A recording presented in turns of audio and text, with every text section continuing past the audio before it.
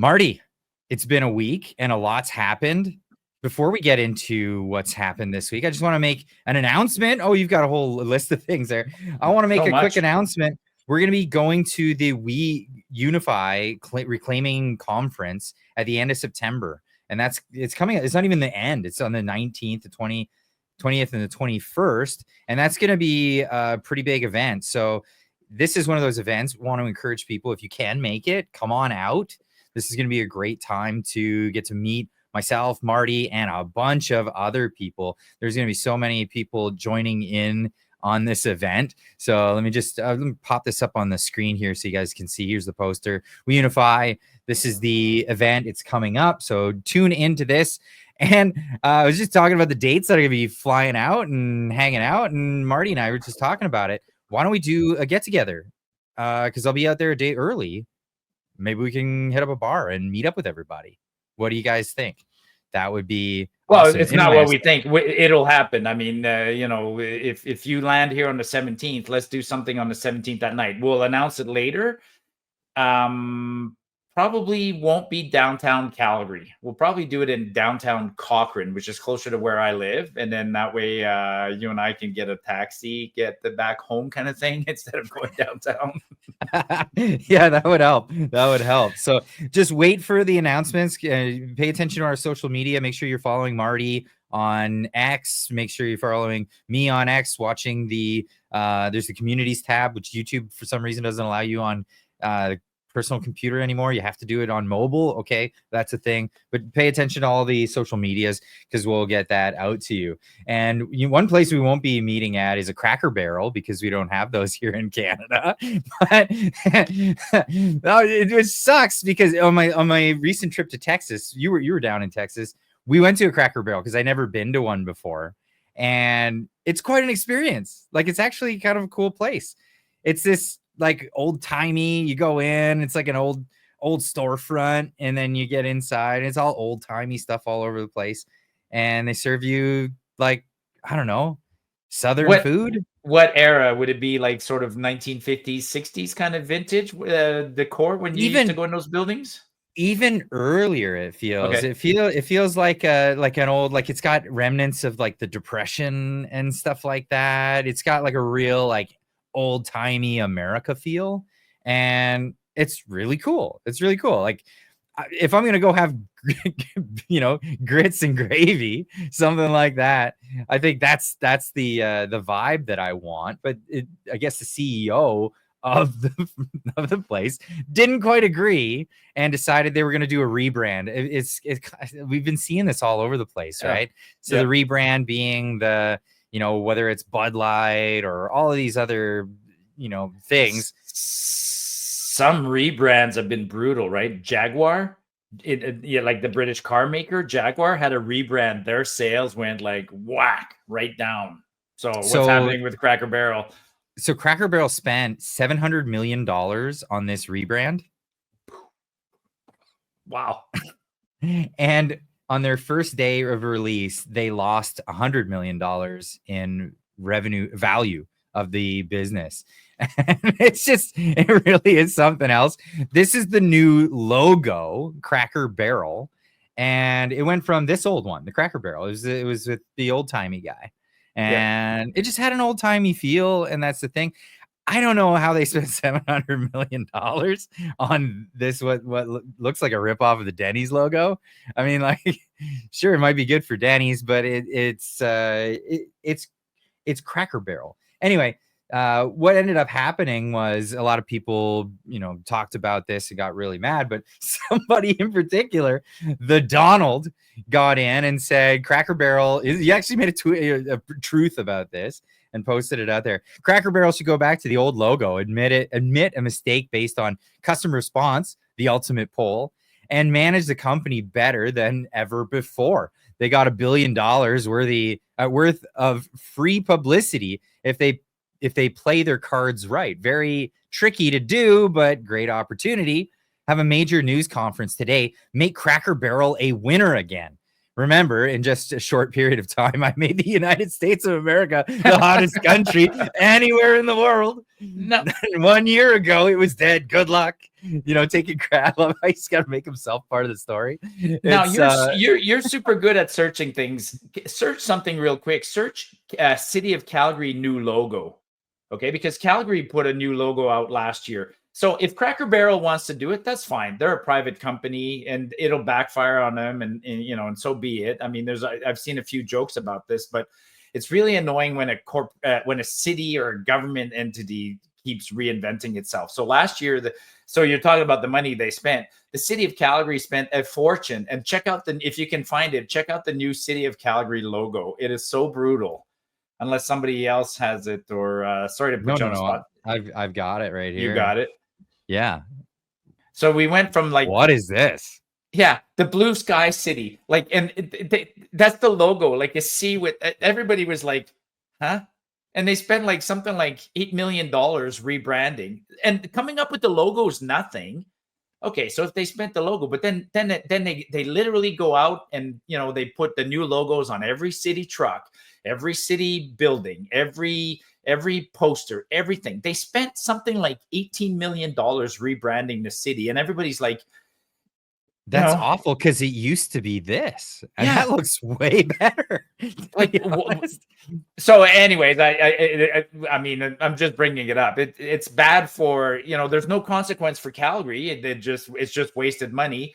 At least if Cracker Barrel wants to do something stupid, they'll pay the consequences. And some people heard my comment about Jaguar. Some people are putting comments in there. Apparently, like, Jaguar sales were absolutely atrocious after they rebranded. And I'm trying to think who else had some terrible rebrands in the last little while. So no, this is a great story though. Okay, get this. So Cracker Barrel, they made a public statement saying how we're sorry that people don't like this branding, and then doubled down and said we're going to change it anyway. And then after Trump said his thing, they came out with a new post, and it says a totally different story in the new post, and this is where it is. We thank our guests for sharing their voices and love our Cracker Barrel, which we said we would listen, and we have. Our new logo is going away, and our old timer will remain. At Cracker Barrel, we always been and always will be out to serving up delicious food, warm welcomes, and the kind of country hospitality that feels like family. As a proud American institution, our 70,000 hardworking employees look forward to welcoming you to our table soon. They went back to it. And it was amazing because the memes are just totally because it's, I mean, who else do you thank for this, really? At the end of the day, I know there was backlash, but we've seen backlash in all kinds of other places. But it's when Donald Trump spoke up that they went, let's go back, and they're taking it back. Yeah, the Cracker. I love this one. But yeah, the Cracker Barrel is back, and the old timey feel is definitely back. It's going back to what it was. And let me tell you, as someone, I've only visited the place once, I thought it was great. I thought just the feel of it was fantastic. I wish we had more stuff like that up north here, because it was really enjoyable. I like the rebrands, like KFC, right? Kentucky Fried Chicken, try to get away from the word fried or whatever and calling themselves KFC. Like, everybody knows what KFC is. It'll take a generation for somebody to not know what KFC actually stands for. So actually, I work for a company. I work for TransCanada Pipelines. It was annoying that we had to rebrand. TransCanada Pipeline had to rebrand to TC Energy, and that was like a year and a half ago, because doing business in the US as TransCanada was offensive to a lot of Americans. We were competing against Plains All American Pipelines. I mean, that's a brilliant name. I love that one. Plains All American Pipelines. So we were TransCanada Pipeline. So our senior management decided to go with TC Energy and take the Canada out of the name. Yeah. Why? That doesn't make any sense. It's not offensive to anybody. They felt it was. I didn't think it was. I think it was a proud name. But what about Air Canada? What about any of that stuff. Air anything Canada about Canada. wasn't trying to do business in the U.S., whereas TransCanada was trying to build Keystone. Remember, so the Keystone pipeline was owned by TransCanada, so they thought if we go with just TC Energy, and that's what I said. I said we should have rebranded to a really cool American name, like have an American division of the company. Anyways, is anyone offended when British Petroleum is pulling oil out of the ground?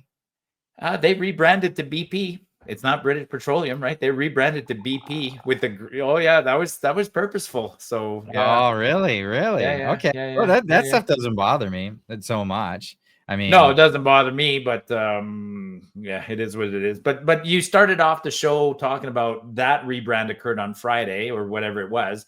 There was a lot of shit that happened on Friday, right? After the Liberals going for a rebrand, and yeah, they're trying to go for a rebrand, and they do it on Friday. That's news cycle 101, right? If you're a government and you have bad news, you do it on Friday afternoon. If you have good news, you do it on kind of Monday morning. And so the bad news for the Liberals on Friday, find that video if you have one or whatever. But I mean, Carney was eating crow on Friday. Oh yeah, sorry, folks might not know. He reversed the counter tariffs, right? He formally eliminated the counter tariffs. And so I do have the video here. I just got to cue it up to where he had the question. So he basically said, "No, you just reminded me of something. Go ahead. Sorry." So we have the best deal now. We're gonna recognize the fact that we have the best deal with our trade with the United States. And Mark Carney, in his infinite wisdom, came forward to just tell everybody that instead of telling all of his fans that he's actually switching course, and he just did it out of the blue. It was really something else. Are we at the spot? So the first thing to say is, let's be clear. We have the best deal of anyone in the world right now. We have the lowest tariff rate on average, a little over 5.5% versus that 16% average for the world, and in many cases much higher. We have that confirmed, an executive order of the president a few weeks ago. It's important that we preserve that. It's important that we preserve that while we focus on two things: the strategic sectors, steel, aluminum, autos, lumber, and we focus on the upcoming review and likely changes to CUSMA. That's a big staunch difference from what he was saying like only a month prior. Because what was it that he was saying before? He was saying this. The global economy is fundamentally different today than it was yesterday. The system of global trade anchored on the United States that Canada has relied on since the end of the Second World War, a system that, while not perfect, has helped to deliver prosperity for our country for decades, is over. It's over, Marty. The system of global governance that led by the United States, or global trade, is over. It's totally over, and that's it. No. Well, I remember that speech. He went on to further say, if the Americans don't want to take the lead, we'll take the lead in the world economy, and we'll become the biggest economy in the G7, and blah blah blah blah. I mean, on Friday, Carney was eating crow, like eating crow like no one I've ever seen, but he did it, matter of factly. And the pundits are all saying, "Oh, he played Donald Trump." Folks, the pundits they got to stop doing mental gymnastics, man. They're doing backflips to try and support Carney, right? Well, that's it. Like, who did he play? He played these people. These are the people he played. Woo-hoo! Canada, you did it. You chose hope over hate, unity over division. Trump, take note. This is what democracy looks like. Mark Carney is the leader of Canada and what the world needs right now. Someone that's ready to stand strong against Trump and defend democracy. Tonight, Canada sent a message. Tyranny doesn't win here. Fear doesn't win here. Division doesn't win here. Canada just proved it to the world. We chose strength. We chose unity. We chose each other. We chose each other over. This is, it's just so cringe. I don't know. But so, How I do have you that even clip parse that saved on my together? computer. I have that clip saved on my computer. I will throw that one in people's face for the next 4 years. Like that is the elbows up. That is the definition of elbows up. Like that's those. And it's not just them, right? Do you have the post by I Alan do. Fryer? I want to get Okay. there, but I just want to, address some of the points that they're making here.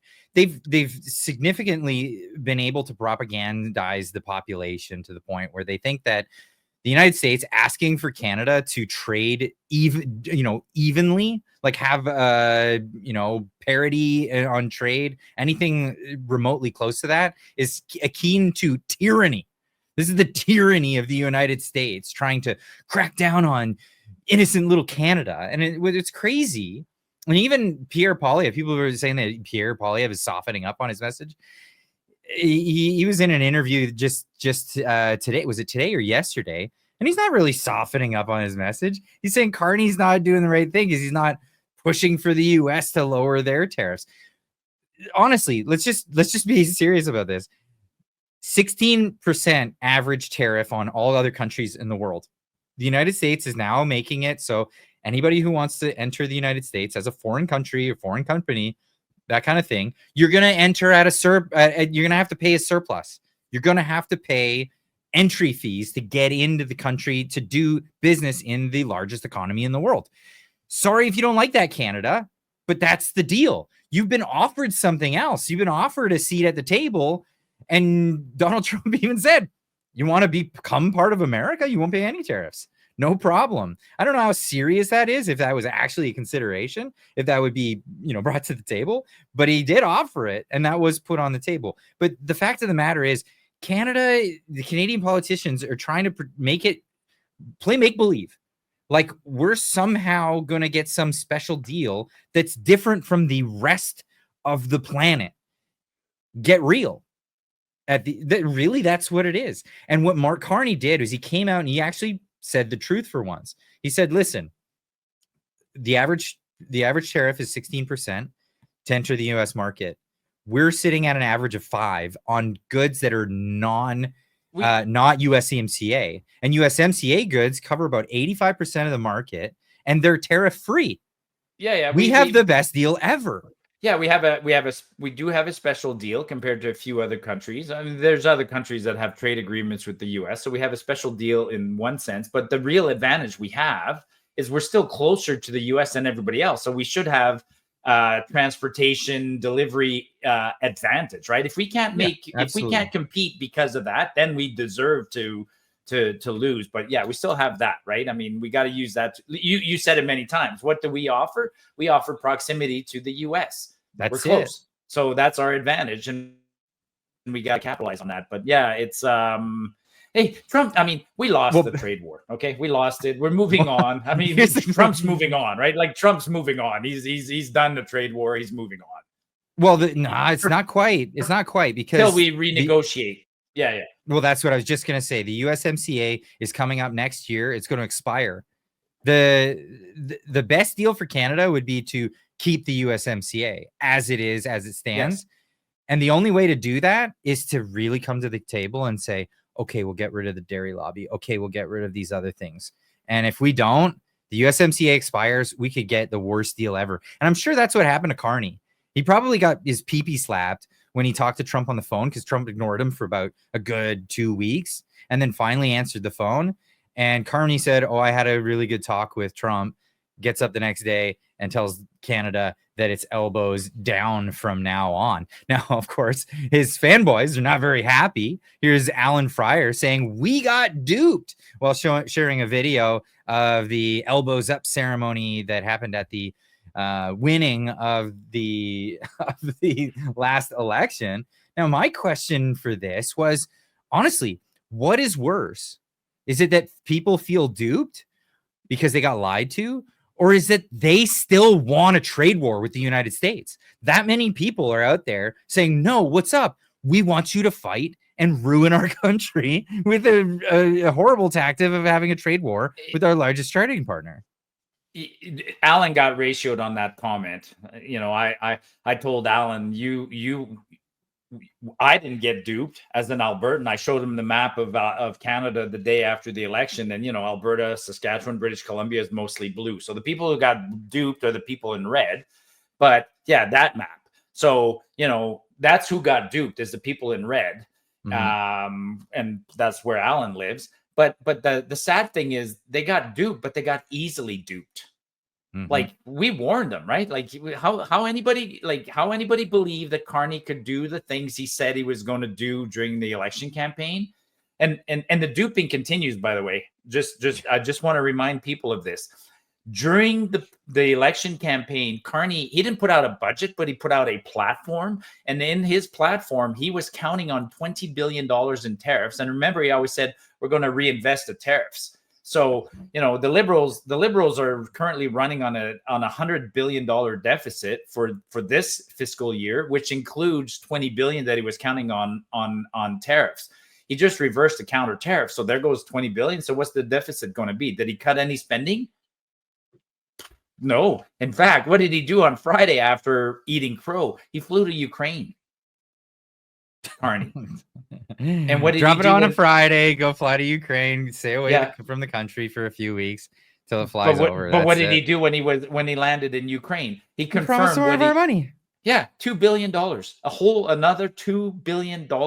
And it's not even $2 billion of, like, first of all, I mean, I'm done with sending money to Ukraine. But if we were at least sending something made in Canada, I could go, okay, like we make a tank and we send it to Ukraine, they blow it up, whatever. There's still somebody working to make the tank. But why are Canadians borrowing money to send to Ukraine? Why aren't we lending money to Ukraine? We're borrowing money to buy stuff made by other countries that we then send to Ukraine. That's insane, man. It's completely bonkers. Like, it's we're buying, I don't know whose bullets we're buying. We're buying bullets made in Mexico and then sending them with borrowed money. So the Mexicans get our money. The Ukrainians get the bullets. Maybe. I don't know. Like, and it's funny because we make bullets here in Canada. Like I said, if people said, oh, I was on a space where somebody said, oh, the deal is great. It'll build our drone building capabilities. Like, no, read the fine prints, man. We're not building drones here that we're sending to Ukraine. We're buying drones made in I don't know where and then sending those to Ukraine. Like, and then Carney had the audacity in his press release to brag about the fact that Canada's contribution to Ukraine is now $22 billion. So it's $22 billion. And he's bragging about how it's the largest contribution per capita of the G7 nations. Like, Mr. Carney, like, when you bragged about making Canada the greatest G7 nation, I thought you meant economically, not charity to Ukraine. And I know people are going to upset because Ukraine's fighting a war, but $22 billion on a per capita basis, folks, is $1,200. Yeah. So everybody in Canada is sending $1,200 to Ukraine. I mean, I got a family of 6, man. That's $6,000 per capita in my family. I could have, I don't know. I could do something locally with that. And I'd like to support Ukraine, but I don't think the money's actually going to Ukraine. That's the thing that ultimately pisses me off. It's just being laundered. It's not going to Ukraine. The money's going wherever. I don't know where the money's going.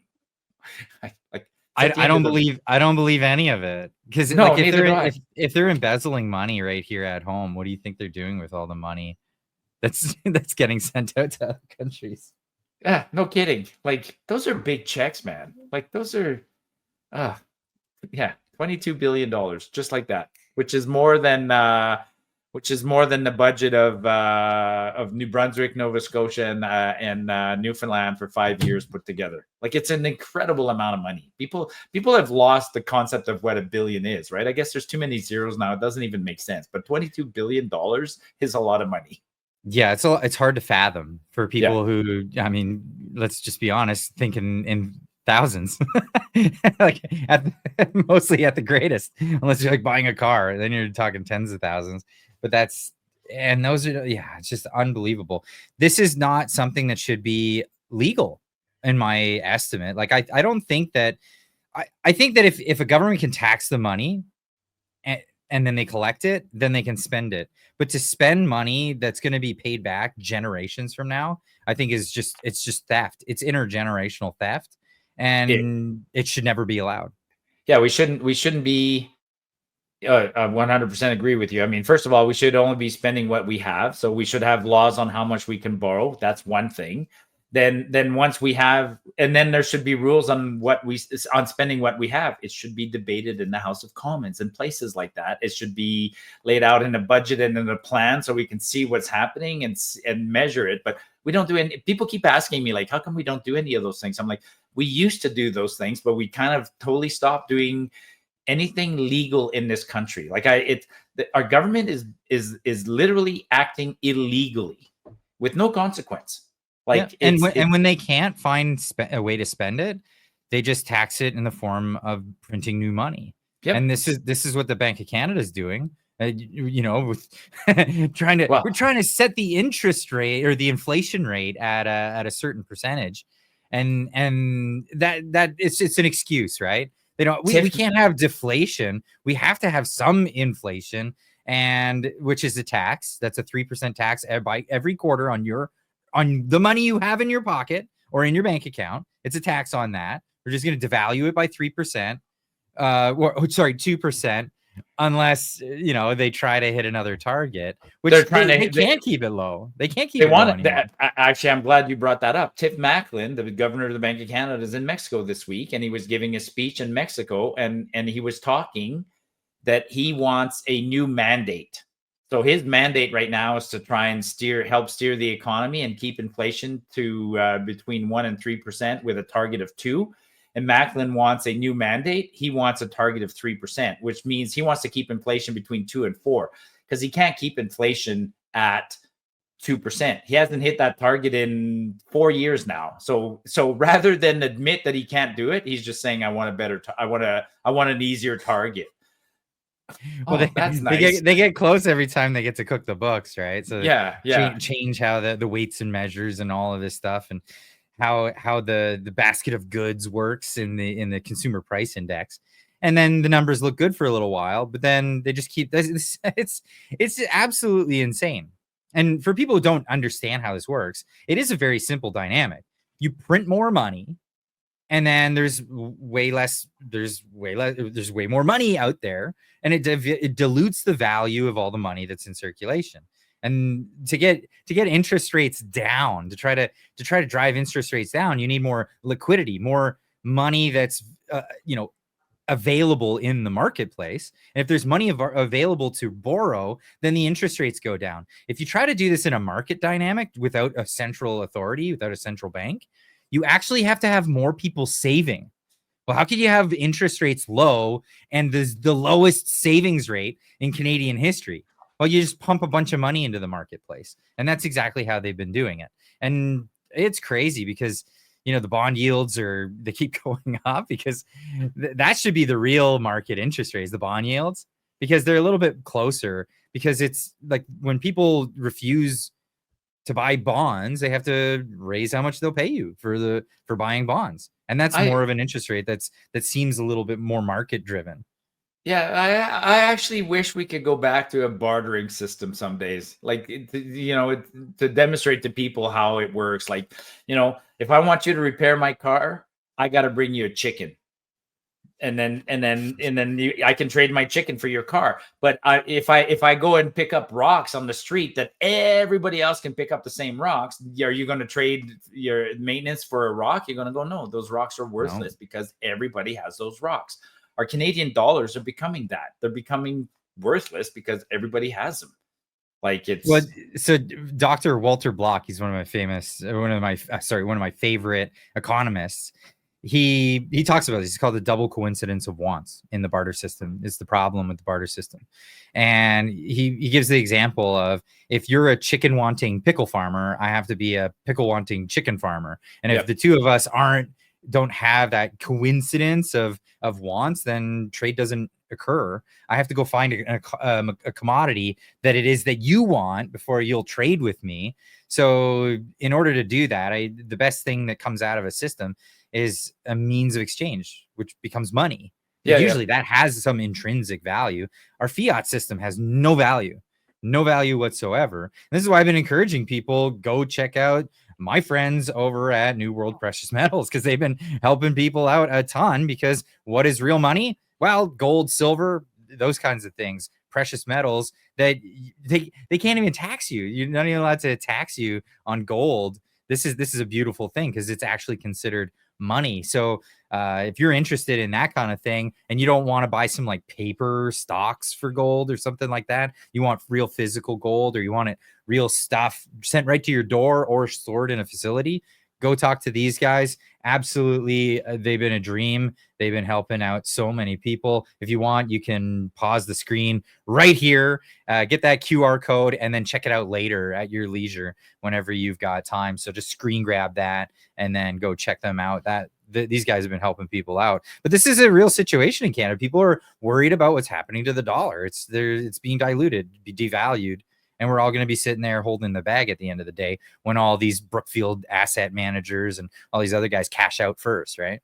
Yeah. Well, that's my new expression now. I don't even say follow the money. I say follow Brookfield. Like, Carney announces this week, like, oh, we're getting back into nuclear energy, blah, blah, blah, blah, blah. It's like, no. Brookfield is getting back into nuclear energy, and you want to promote an energy corridor. You don't want to promote an energy corridor with pipelines. You want to promote an energy corridor with electricity backed by small scale nuclear reactors sold by Brookfield. But hey, before we change topics too much, because we're supposed to talk about the truckers and the accidents and stuff like that. But just to mention, while we're talking about losing money, Canada Post yesterday or today, they lost money. Marty, did Canada Post lose money? Canada Post posted its second quarter earnings. It's negative $409 million, $500 million.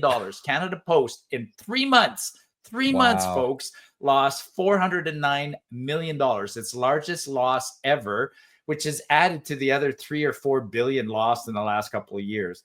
And their workers have the audacity to go on strike. Like, I researched this today. I'll just say this really, really quick. How many pieces of mail do you think how many pieces of addressed mail does the average Canadian get in a week? Addressed, not flyers, mail with your name on it. 2. So the average Canadian, that's a lot. Yeah, it's more than I thought, but it's 2 a week. So the average Canadian gets 2 pieces of mail. As far as I'm concerned, man, Canada Post could deliver once a week in almost every area, maybe a couple of times a week for businesses or drop-off centers or whatever. I talked about this online, and everybody said, half the Canadians already have a super box somewhere where they go get their mail at a super box, and half the people I polled said they go to their super boxes once every week or every 2 weeks. So why does Canada Post? So Canada Post could get rid of 80% of the mail carriers, deliver once a week, done. But they're on strike. They're still on strike. They're still on strike right now. No, actually, they're not. No, they're not now. Yeah, they're not now. They've been on strike like twice over the past year. It's ridiculous. I say go even further and just get rid of it altogether. Easy. Yeah, well, give it all to Amazon and give it all to somebody else. I mean, I'm the only reason the other carriers can't do it is because they're not allowed to. There's laws stopping them from doing it. Right. And just eliminate those laws. First, eliminate those laws. Allow other people to do it and keep Canada Post. Go down to 1 day a week, like you said. But eliminate those laws so people have a way around it. Canada Post could get rid of, let's say, most of its carriers and keep its infrastructure and rent out its infrastructure to other people. Like, let Amazon use their mailboxes. Let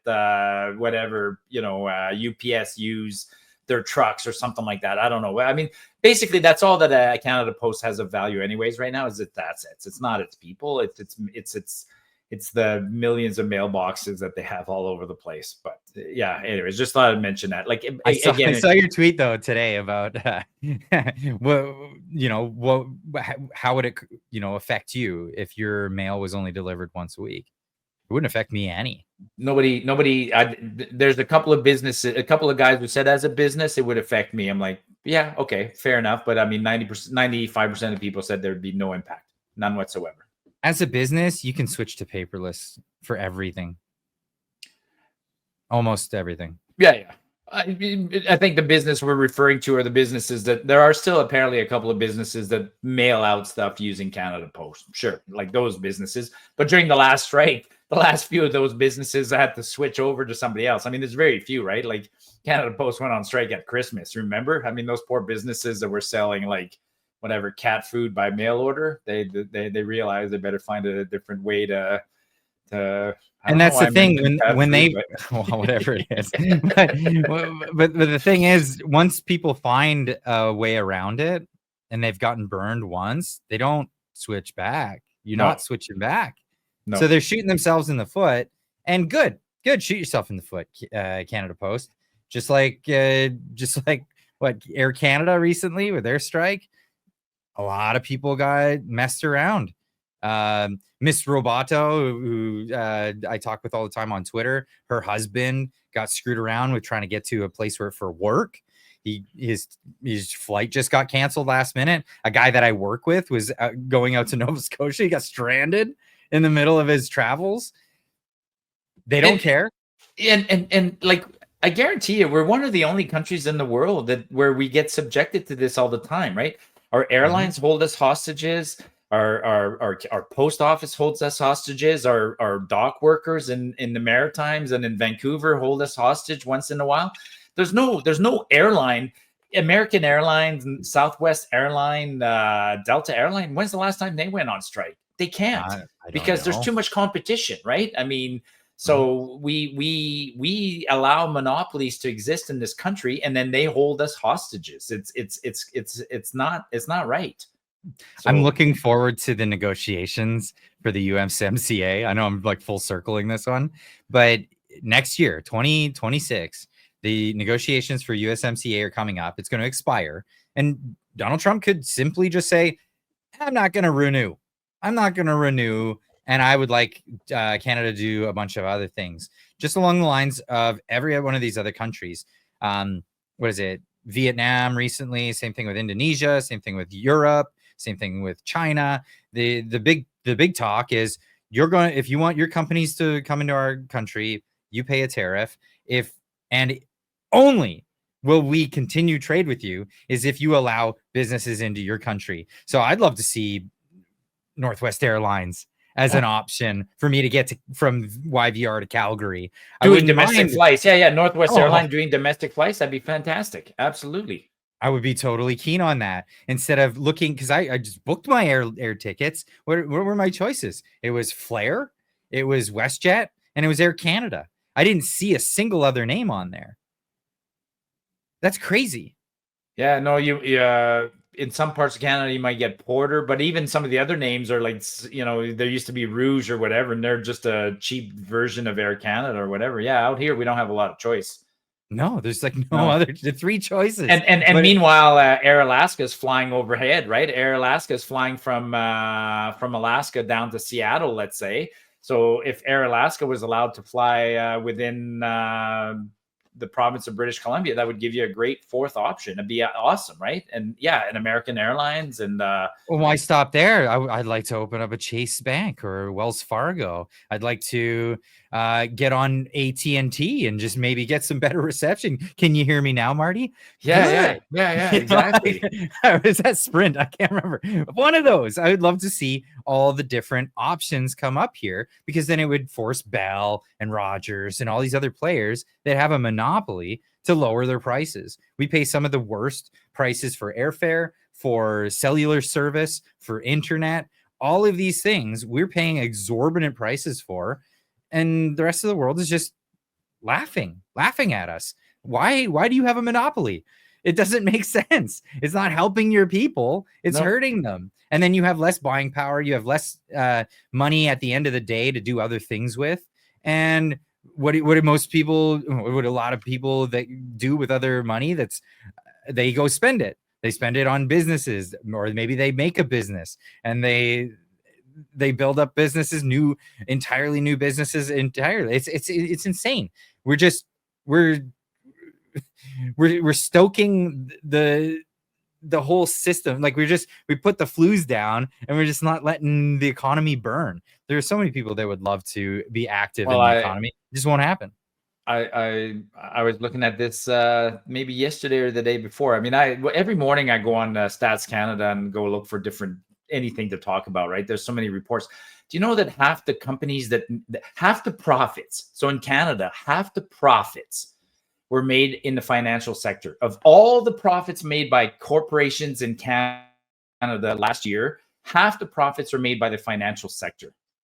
And they're made by doing nothing. Like the financial sector is making money on the backs of Canadians with interest rates, mortgage fees, ATM fees, bank account fees. I mean, I'm shocked when people tell me they have bank accounts and they pay like $29 a month just to have a bank account somewhere so that your paycheck can be deposited. Like we have, like there's no competition here, and we think there's competition, but no, there's no competition in several factors. So we're running out of time. The only place where there's competition, Marty, is in the job market, and that's Canadians competing against, I don't know, an influx of millions of people that have been coming into Canada and filling up these job positions. And what's really crazy to me about it, because like you've all been to your local Tim Hortons these days. I mean, unless you speak with an Indian accent, you're probably going to get your double will come as a triple or something wrong. This has been the thing, and that's been a joke for a while. It's been a joke that unqualified people have been getting these jobs, but as of recent, it's been going into the trucking industry, and this is where things are. And it's not just in Canada. This is not just exclusively a Canadian issue anymore. This has been happening in the United States. This has been happening all over North America. This idea that we could just fill the shoes with newcomers, no matter what, and then they'll totally be qualified, and don't think that maybe people will scam their way in, underqualified people, just to get their foot in the door, and then possibly cause lives, because this is what's really been happening. Yeah. I was just waiting for your opinion on it, and then I'm going to show some segments. Oh no! Geez, I mean, my opinion is way up there. I thought we were going to talk more about this. I mean, it's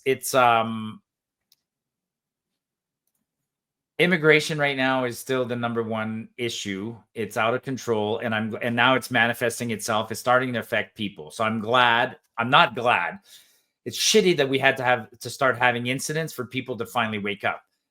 Truck accidents where people get killed, that's a shitty way to wake up to the realization that we've had out of control immigration. But it is what it is. That's what's happening right now. We have people that are like, this week there was people are sharing videos of it's like a truck jackknifing on the road or doing an illegal U-turn or something like that kills people is becoming a weekly, if not daily occurrence. Well, it's absolutely a normal thing, and it's right here, because this isn't even the video that became famous of what happened in Florida with a guy who got his truck driver's license in California. This is another case. It's that illegal U-turn that these guys are taking because they missed their turn off or whatever. Anybody who got his class for this. Anybody who got his Class 1 driver's license in Canada and has been driving in Canada for 20 years would never, ever do that. That is a newcomer. Nobody that I know who is a professional. We used to call them professional drivers. I used to have mad respect for truck drivers because they were professionals. And some of these guys now, they're not professionals. I dare say they're getting their license they're getting their license the same way these grad students were getting their college degrees that we exposed in the last little while, right? Remember the colleges in what did they call them? The strip mall colleges in British Columbia and Ontario. Well, apparently there's strip mall driving schools where guys are getting a quote unquote Class 1 driver's license. It's inexcusable. It's completely inexcusable. You're supposed to know how to read the signs, all of these things. So this guy who is in Florida, who's being charged, he got extradited to Florida. They picked him up somewhere else. I can't remember where, but Ron DeSantis extradited him. He said, bring him back. He's facing charges. He's looking at 43 years, I believe it is. They're throwing the book at him and saying, no, we're not allowing this. Now in Canada, I don't see any steps in any direction towards remedying this situation. And it, let's step back a bit. About 5 years ago, we had the Humboldt Broncos incident, right? So the Humboldt Broncos was a junior A Saskatchewan hockey team. Their bus was just driving along at night, and a big truck carrying whatever insulation crossed the highway, and the bus went right through that truck and killed 16 kids. That was about 5 or 6 years ago. Canada did a lot of changes at that point to the permitting to become a Class 1 driver. But all the changes became moot in the last 3-4 years for whatever reason. The demand for truckers and the influx of unqualified drivers just overwhelmed the system, and so we were managing this, but it became rapidly unmanageable. I mean, the immigration level in the last couple of years, Clyde, is like, it's another example. We let in 1.4 million people on average between 2016 and 2024. Like, it's impossible to, the Liberals had a plan. They wanted to address some issues, and now in hindsight, the issues were bullshit, right? The issues were bullshit. Like this shortage of workers, it was all bullshit. It was all bullshit, all bullshit. And we let in all these people, and we created problems. And it's not so bullshit though, Marty. The lack of the shortage of work is bullshit. The shortage of workers is not bullshit. The shortage. So here's an example. My brother, he's a truck driver in Northern Ontario, and he works for an outfit. He's getting on in age, and he's like, yeah, I'm going to retire in the next, I don't know, 10 maybe years. But there are no new guys. When he was getting into it, there were so many guys. It was hard to get in. And he's like, no, there are none. Nobody's showing up. And the only thing that they've got is these Indian guys. And the situation is this. If they're going to bring people from outside of Canada in to fill these positions that nobody is actually coming for, that's where, okay, we have to make allowances for that. That makes sense. If there legitimately is nobody showing up, but they have to be very qualified. This whole concept of, like, a lot of these people are just cheating. They're cheating the system.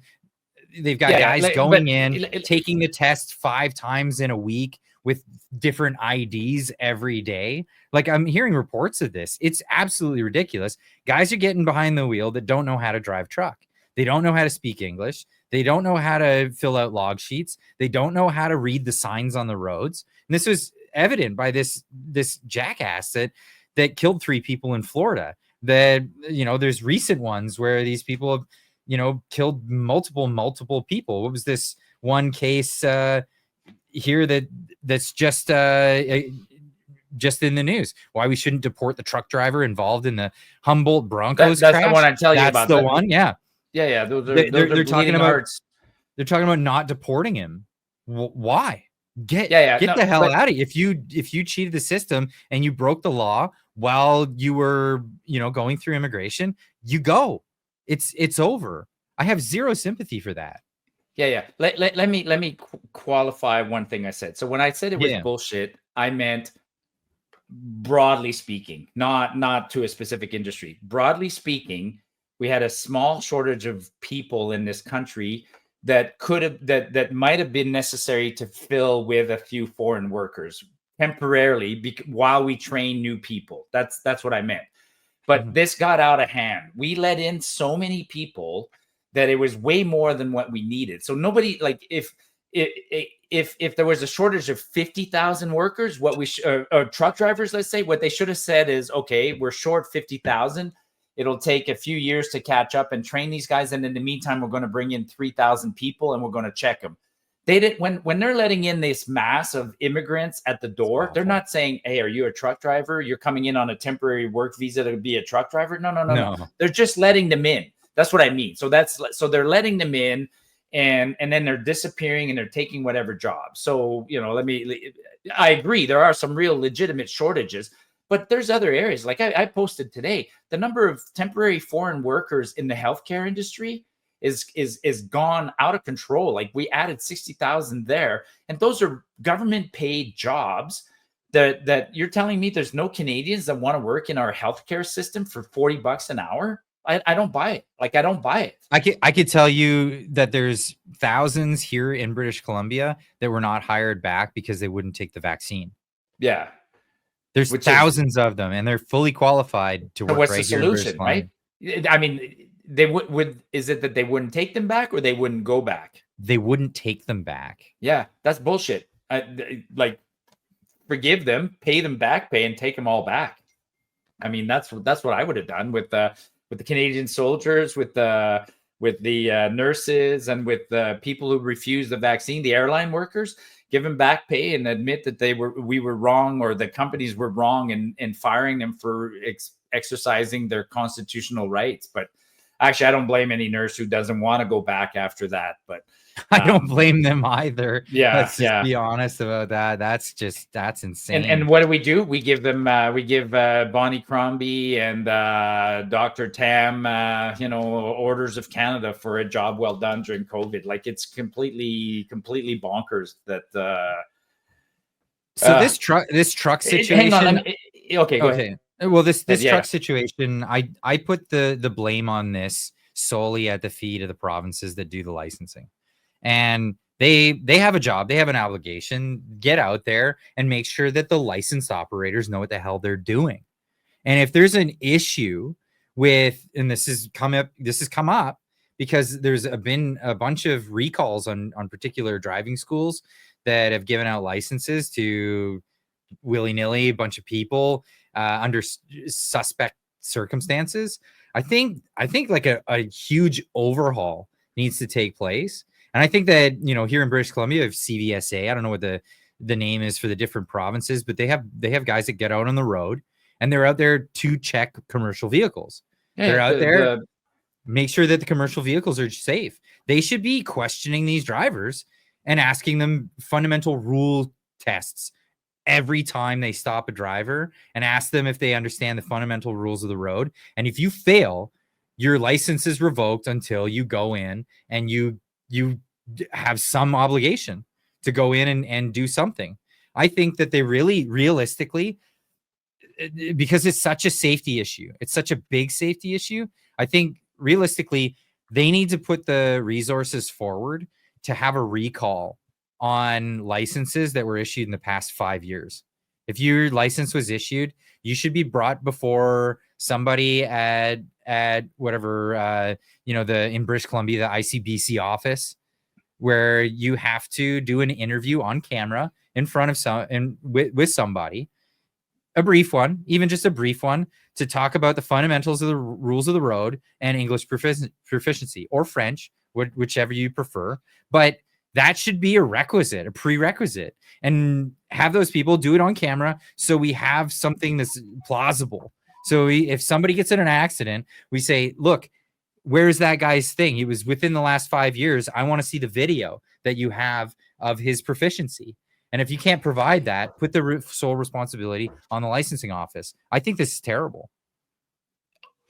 I agree, but until it gets... It's the same as so many other problems in this country. How bad does it have to get before somebody reacts and the government reacts? I think we're getting close to it, but we're not quite there yet, because look at if we do that, I agree. If we do that tomorrow morning, there would be an impact. You'd end up taking, I don't know, pick a number, 5% of the truckers off the road temporarily, and that would cost people. And then so on the flip side, people will go, well, I'm not getting my cheap $1.99 peanuts at Walmart, so I want the trucker back on the road. So it's one of those, I want the right thing. So to me, the right thing truckers. Pay truckers. Here's the thing. These guys, these companies, they're fly-by-night companies, and they're just coming up. They're just getting people that they know that they can throw in a truck and pay $40,000 a year. Like $40,000 a year for a truck driver is very, very low. Like that is very, very low. You should, like, skilled drivers get paid. You're talking like $100,000, most of them, for a thing. And the bad side of this whole equation is that is that the government is subsidizing the workers. So Yes. a big chunk of the temporary foreign worker program is that companies can apply. So that's the other bullshit part. We can clean a lot of this up just by enforcing the proper rule. Like some guys are getting away from paying a proper truck driver because of the temporary foreign worker program, right? So if you get rid of the temporary, so instead of the subsidy going to a temporary foreign worker, the subsidy could go to a local guy and everything would be okay. So the government in this instance, the temporary foreign worker program has a really bad component to it, which is companies like the trucking industry is similar to the restaurant industry. I know this happens, right? Here's a scenario. The guy who owns the ABC trucking company, he doesn't want to pay $40 for a fully qualified worker. He goes to the government, says, I don't have enough workers. The government goes, here's a subsidy. He hires Indian workers, gets $40 from the government, turns around and pays the Indian worker $25, and he extorts that worker or coerces him and tells that worker, I'm not paying you overtime. I'm not doing this. I'm not doing that.